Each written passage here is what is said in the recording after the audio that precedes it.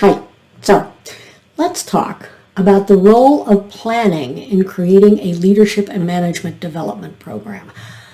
Dry stuff, maybe, but the ways in which management and leadership candidates are identified and then trained and supported is, let's just say, it's often a tad piecemeal. Different programs are adopted at different times for different reasons and then stapled, glued, or duct taped onto something that's trying hard to resemble a process.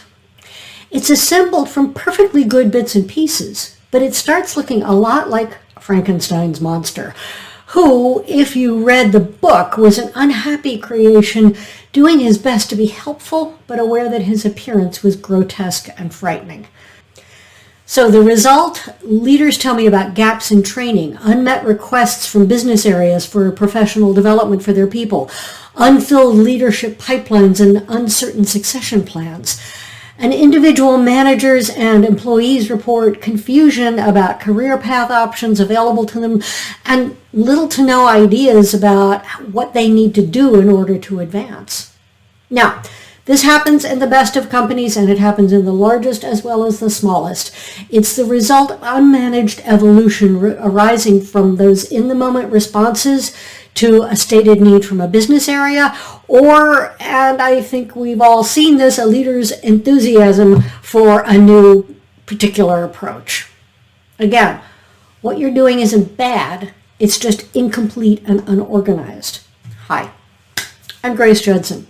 I'm a leadership geek with a passion for planning, and I'll explain why that's so important in this video starting right now. Here's the thing. Back in the days when I was, I'm going to say relatively young, probably very young, systems and business analyst in a financial firm, I was working to define the requirements for a very complex business system. It was complex enough that there were a lot of people who didn't think it could be done. I went on to develop it, but before I could, I ran headlong into a serious problem, and it really was a problem. Everyone wanted to either tell me how to do it or ask me how I was going to do it. And that part isn't necessarily the problem, though they were kind of meddling in my area of expertise. But here's the real problem. It was before they had finished telling me what it was that we were actually trying to do.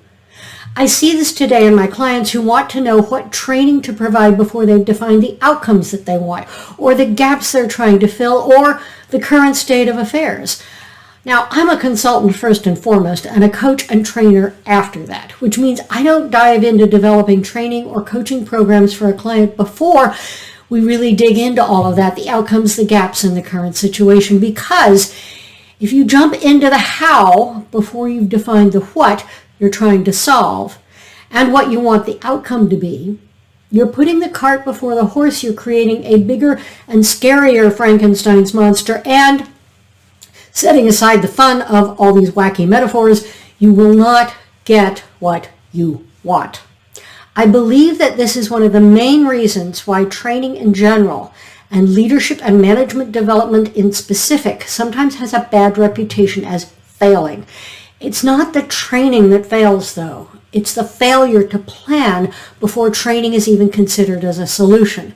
Training isn't always the answer, and long-form classroom training, the traditional way of training, is often rather specifically not the answer, because that's not really how people learn, especially when we're talking about the very nuanced skills of management and leadership.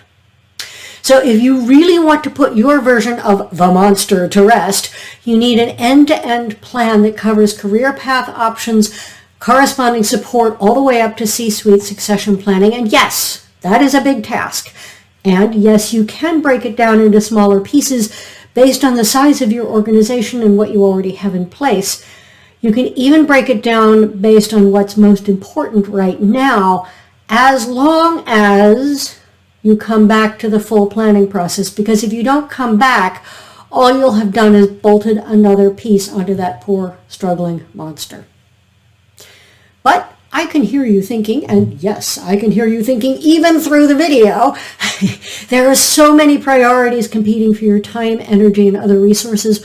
Why should this be added to the list? Because in the end, you'll save time, energy, and money. Because hanging on to old management and leadership practices dating back to the industrial era isn't going to set your organization up for success in the post-pandemic knowledge era. Because your employee and engagement and retention rates will improve, which saves time, energy, and money, and actually improves your bottom line because your productivity will go up. And because you will be far better prepared for the next crisis that comes barreling down at you. And let's not be blind to the fact that there will be another crisis. And because you'll have a more humane, productive, and innovative workplace.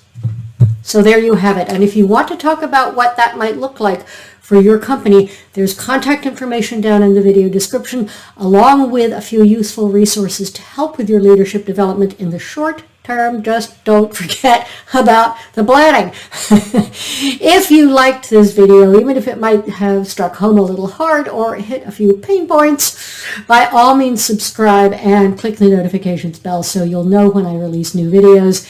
And if you have questions, or if you've ever had an experience of trying to get the plan before everybody wanted to jump to solutions, leave them a comment. I always come back to answer questions and respond to ideas and thoughts. So take care, go forth, and plan.